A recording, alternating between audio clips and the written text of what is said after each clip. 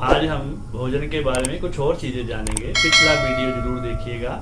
पिछले वीडियो में भोजन की शुद्धि के प्रकार हमने बताए हैं। उनको देखने के बाद ये वीडियो आपको और बढ़िया तरीके से समझ आएगा। भोजन किस प्रकार करना चाहिए। सर्वप्रथम शुद्ध मन से भोजन बनाइए। बनाने वाला भी और खाने वाला भी शुद्ध मन से बैठें और भोजन करने से पहले जब भोजन पक जाए तो पहले भगवान को भोग लगाएं। अगर उस दिन प्याज लहसुन वाली चीज बनाई हो तो कम से कम भगवान को मिश्री का ही भोग लगा दें। भोग लग जाने के पश्चात बलि वैष्णवदेव एक पद्धति है। अगर आप उसको सीखना चाहें, थोड़ी सी लंबी है, आगे आने वाले वीडियो में जरूर सिखाएंगे। ज़्यादा डिटेल में अगर आप ना जाना चाहें तो एक चपाती लीजिए, 5 भी ले सकते हैं। एक चपाती लीजिए, सरल तरीके से समझा रहा हूँ। 5 उसके टुकड़े करके एक ग्रास गऊ के लिए रख दीजिए, दूसरा कुत्ते के लिए, तीसरा देव के लिए, चौथा कौवे के लिए और 5वां चींटी के लिए। तो उनको आप भोजन का एक हिस्सा देने के पश्चात नीचे कोशिश करें, नीचे बैठे, टाट चटाई इत्यादि बिछा दें और अपने सामने एक प्रकार का छोटा मेज या टेबल बिछा दें और उसके ऊपर अपनी भोजन की थाली रख लें। बड़े ही ध्यान से, बड़े ही शांत भाव से आप भोजन कीजिए। कोशिश करिए कि उस समय फोन का प्रयोग ना करें, टीवी इत्यादि बंद हो और अपने पूरे परिवार के साथ बैठकर भोजन करें। ये नहीं कि एक व्यक्ति एक कमरे में, दूसरा व्यक्ति दूसरे कमरे में। आराम से शांत मन से भोजन करिए। आप थोड़ा सा जल पी सकते हैं। उसके पश्चात मंत्रों की एक श्रृंखला वो हम आने वाले कुछ समय में आपको बताएंगे, जिसमें ओम प्राणाय स्वाहा, ओम अपानाय स्वाहा, ओम व्यानाय स्वाहा, ओम उदानाय स्वाहा, ओम स्मानाय स्वाहा, इस प्रकार से भोजन के मंत्र हैं, वो भी हम आपको बताएंगे। भोजन जब करने बैठें तो कोशिश करें कि ना किसी का जूठा खाएं और ना ही किसी को अपना जूठा खिलाएं। अपनी अपनी थाली प्लेट अलग अलग ही हो। भोजन करते हुए चप चप की आवाज से भोजन ना करें, जैसे कईयों को आदत होती है, ग्रास मुंह में डालेंगे और करके ऐसे इस प्रकार की आवाजें निकालेंगे, तो वो तो निकाल लेना। चुपचाप करके धीरे धीरे करके भोजन करिए। 32 बार हमारे शास्त्रकारों ने बताया है कि 32 बार चबाकर भोजन करिए। 32 बार आप ना चबा सकें तो कम से कम 15 बार 20 बार तो चबा ही लें। और लाइन में बैठ के अगर भोजन किया जा रहा हो तो हमारे शास्त्र ये कहते हैं कि सबको एक समान बराबर समय में ही बैठना चाहिए और बराबर समय में ही उठना चाहिए। हिमाचल प्रदेश में मैंने एक बड़ी अच्छी बात देखी। धाम होती है, वहाँ पे बराबर बिठाया जाता है, सभी को बराबर से सर्व की जाती है सब्जी इत्यादि, और उसके पश्चात जब भोजन कर चुके होते हैं तो सब एक समान टाइम में ही उठते हैं। कोशिश करिए चप्पल जूता इत्यादि पहनकर भोजन ना करें। नॉर्मली तैयार होके चप्पल जूता पहन के आजकल के समय में डाइनिंग टेबल पे बैठते हैं, तो उस प्रथा को त्यागिए। एक जगह मैं किसी के घर में गया तो मैंने वहां देख के बड़ी ही प्रसन्नता का अनुभव किया। वहां उनकी रसोई के अंदर चप्पल जूते लेके जाना ही मना है। वहां नंगे पांव जाते हैं और उन्होंने अलग से एक खड़ाऊं टाइप रखी है, खड़ाऊं पहन के रसोई के अंदर जाते हैं। हमें सभी प्रकार के रसों का सेवन करना चाहिए, जैसे नमकीन, मीठा, खट्टा, कड़वा, करेला इत्यादि। तो बच्चों को भी आदत डालिए।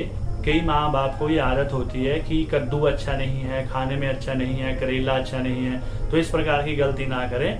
कोशिश करें कि हर प्रकार की सब्जियां, हर प्रकार के फल बच्चों को खाने के लिए प्रेरित करें। भोजन करने के पश्चात कम से कम 30 मिनट तक पानी ना पिए और कोशिश करें कि भूख जितनी लगी हो उससे थोड़ा सा कम भोजन करें। अगर आपको 4 चपाती की भूख लगी है तो 3.5 चपाती खा के ही उठ जाएं। और भोजन करने के पश्चात कुल्ला अवश्य करें। कुल्ला करने से, जब हम कुल्ला करेंगे तो हमारे गाल, इसकी एक्सरसाइज हो जाएगी और दांतों के अंदर जो फंसा हुआ कोई पदार्थ है वो भी निकल जाएगा। भोजन कर चुकने के बाद आप पैदल अवश्य चलें। रात्रि के भोजन के बाद कम से कम 1000 कदम चलें। दोपहर के भोजन के पश्चात थोड़ी देर बैठ के विश्राम जरूर कर सकते हैं। बार बार खाने की आदत छोड़ दें। कईयों को आदत होती है कि हर 1 घंटे बाद, आधे घंटे बाद, 2 घंटे बाद कुछ ना कुछ खाना है। तो इस प्रकार की आदत का त्याग करें। इस प्रकार की आदत रखेंगे तो पाचन प्रणाली पे ज्यादा असर पड़ेगा। और कईयों को ये आदत होती है कि थोड़ी थोड़ी देर बाद चाय पीनी, बिस्किट खाने। तो इस प्रकार की आदत का त्याग करें। दिन में 1 या 2 बार आप चाय ले लीजिए, उसमें कोई हर्ज नहीं है। चीनी की मात्रा थोड़ी कम रखिए। कोशिश करिए कि हेल्दी ऑप्शन की तरफ जाएं। जैसे मान लीजिए 3 समय आपने भोजन करना है, सवेरे का, दोपहर का और रात्रि का। तो उसके बीच के जो गैप हैं, जैसे लगभग 11 बजे सवेरे और शाम को 5 बजे, तो उसमें आप कुछ फल ले लीजिए, पीनट्स आप ले सकते हैं या चने इत्यादि आप ले सकते हैं। हेल्दी ऑप्शन जितनी अपनाएंगे उतना ही हमारे शास्त्रकार इस बात पे जोर देते हैं कि स्वस्थ मन के लिए स्वस्थ शरीर का होना जरूरी है और शरीर स्वस्थ होने के लिए अच्छी डाइट का होना जरूरी है। सलाद को अवश्य स्थान दें। अगर ज्यादा ना हो सके, खीरा आराम से मिलने वाली चीज है और टमाटर आप आराम से हर जगह मिल जाता है, तो इस प्रकार के आप उसको, सलाद को अपने भोजन में अवश्य शामिल करें। शास्त्रकार ये कहते हैं, आयुर्वेद भी कहता है, 3 प्रकार के सफेद वस्तुओं से परहेज करें। पहली वस्तु है सफेद चीनी, दूसरी है सफेद नमक और तीसरा है सफेद मैदा। इन चीजों को कम से कम प्रयोग करें। कुछ दिन अगर ना भी करें तो सर्वोत्तम है। रात्रि के भोजन के बाद 1-1.5 घंटे के बाद आप दूध ले सकते हैं। दूध में थोड़ी सी हल्दी डालिए। उसके बाद आप कम से कम सोने के 1 घंटा पहले आप ले लीजिए। ज्योतिष में भी हम कईयों को, जिनका बृहस्पति कमजोर हो, तो उनके लिए हम दूध में थोड़ी सी हल्दी डालकर पीने के लिए सलाह देते हैं। तो एक तरह से आपका ज्योतिषी उपाय भी हो गया। और सच्ची भूख लगे तभी भोजन करें। शास्त्रकार कहते हैं कि कईयों को आदत होती है थोड़ी थोड़ी देर बाद खाने की, उसका त्याग करें। जब सच्ची भूख लगे तभी भोजन करें। सादा भोजन करें, यानी कि तरह तरह से पकोड़े, समोसे, तरह तरह की हलवा, पूरी, इस प्रकार की चीजें, भारी चीजें ना करें। सिंपल सादा भोजन करेंगे तो आपका पेट साफ रहेगा। कई बार रिश्तेदारों को आदत होती है कि मेरे लिए खा ले, बस मेरे लिए 1 चपाती खा लो, मेरे लिए 1 चपाती खा लो, मेरे लिए 1 रसगुल्ला ले लो। तो उनके झांसे में ना पड़े। अपने मन की सुने, अपने पेट की सुने, अपने शरीर की सुने, अपने दिमाग की सुने और अपने पेट के, अपने सामर्थ्य के अनुसार ही आप भोजन ग्रहण करें। शराब इत्यादि का सेवन ना करें, वो हमारे शास्त्रों में वर्जित कहे गए हैं।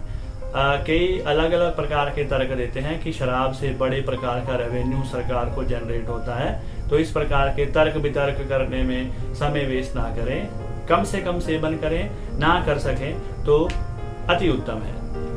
अगली बात हमारे शास्त्रकार कहते हैं कि सभी को मिलकर भोजन करना चाहिए। कईयों को आदत होती है कि बाजार गए, कोई चीज लेके आ गए और चुपके से खा ले। इस प्रकार से ना करें, सबको मिल बांट कर भोजन करना चाहिए। आजकल के समय में मैंने बहुत बड़ी समस्या देखी है, अन्न को वेस्ट करना। बहुत ही गलत वो चीज है। अन्न के बारे में हमारे शास्त्रकार कहते हैं, अन्नम ब्रह्म इत्युपासित, कि अन्न ही ब्रह्म है और इसकी उपासना करनी चाहिए।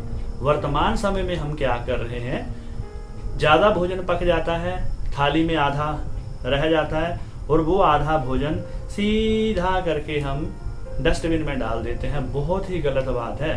भगवान की तरह हम जिस चीज को पूजते हैं उसको डस्टबिन में डालेंगे, बहुत गलत बात है। आप कभी खुद से एनालाइज कीजिए।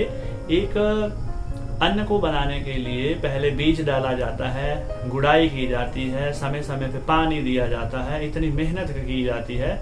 उसके बाद घंटों माताएं, हमारी बहनें माताएं घंटों रसोई में काम करके अन्न बनाती हैं, भोजन बनाती हैं। तो वो भोजन हम कर क्या रहे हैं, ज्यादा डाल रहे हैं और ज्यादा जब बन जाता है तो डस्टबिन में डाल रहे हैं। एक जगह मैंने देखा कि शाम को 6 चपातियां डस्टबिन में डाल दी और मैंने उनको बोला कि ऐसा नहीं करना चाहिए। तो उन्होंने कहा कि जहाँ डस्टबिन का सारा कचरा जहाँ जाता है और वहाँ पे कुत्ते वगैरह खा लेते हैं, तो इस प्रकार की चीजें ना करें। कुत्तों को वैसे खिला दें, अगर कोई आवारा पशु है उनको वैसे खिला दें, डस्टबिन में ना फेंकें। और कई जगह तो माँ बाप खुद प्रेरित करते हैं बच्चों को कि कोई बात नहीं बेटा, नहीं खाया जा रहा है, डस्टबिन में फेंक दो। गलत बात है ये।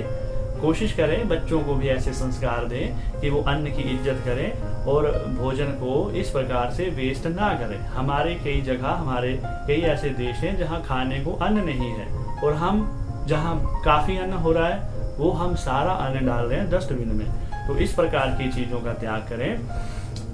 रात को जब भोजन हो जाए, 1000 कदम चलने के लिए आयुर्वेद कहता है। 1000 कदम ना चल पाए तो कम से कम छत के ऊपर ही घूम लें। अगर छत के ऊपर जगह ना हो तो थोड़ा बाजार की तरफ निकल गए, थोड़ा सा कम से कम मूवमेंट वाली चीजें यहाँ पर रात्रि के भोजन के पश्चात अवश्य करें। जब वापिस आ जाए तो 2 अध्याय या 2 पेज भगवद गीता इत्यादि शास्त्रों के जरूर पढ़ें। कोई धार्मिक पुस्तक पढ़ें या जो आपको अच्छी लगती है, जो आपके मन को शांत करती है, उस प्रकार की पुस्तक आप जरूर पढ़ें। कई प्रकार के मंत्र हमारे शास्त्रों में आए हैं। भोजन के पश्चात पेट पे हाथ फेरने का मंत्र है। तो मुझे एक वाकयात याद आ रहा है। कुछ साल पहले मैं किसी रिश्तेदार के यहाँ गया, तो मैं बचपन से मंत्र अभी मंत्र मेरा आधा ही हुआ था, मंत्र शुरू किया था। ओम अगस्त्यम कुंभकर्णंच शनियंच वडवालम आहार परिपाकाय संसमरामी मृगोदरम। आधा ही मंत्र हुआ। तो मेरे रिश्तेदार ने कहा, क्या कर रहे हैं आप, ऐसा मत करिए, अगर पेट पे हाथ फेरेंगे तो पेट मोटा हो जाएगा। मैंने उनको तर्क दिया कि देखिए, मैं बचपन से पेट पे हाथ फेर रहा हूँ, तो मुझे आज तक मेरा मोटापा नहीं बढ़ा और ना ही मेरा पेट फूला। तो इस प्रकार की बातें अपने दिमाग में ना रखें, पूरा लॉजिकली चले। पेट पे हाथ फेरने से कोई पेट बड़ा नहीं होता है। तो अगर आप मंत्र सीखना चाहें, भोजन के मंत्र या फिर ऐसे भोजन के पश्चात के कौन से मंत्र हैं, तो हम आपको जल्दी ही ये चीजें सिखाएंगे। तो आप इस ज्ञान से लाभ उठाइए, वीडियो को बार बार देखिए, अपने खाने पीने की आदतों में सुधार करिए। अगर आप अपने खाने पीने की आदतों में सुधार करेंगे, शरीर आपका स्वस्थ होगा और तरह तरह के चूर्ण, चटनी या फिर एसिडिटी भगाने वाली, गैस भगाने वाली दवाइयों से आप बचेंगे और अच्छी आयु जिएंगे। और अगर आपका स्वास्थ्य अच्छा रहेगा, मन अच्छा रहेगा, तो इसी संसार में आप स्वर्ग का ही आनंद लेंगे।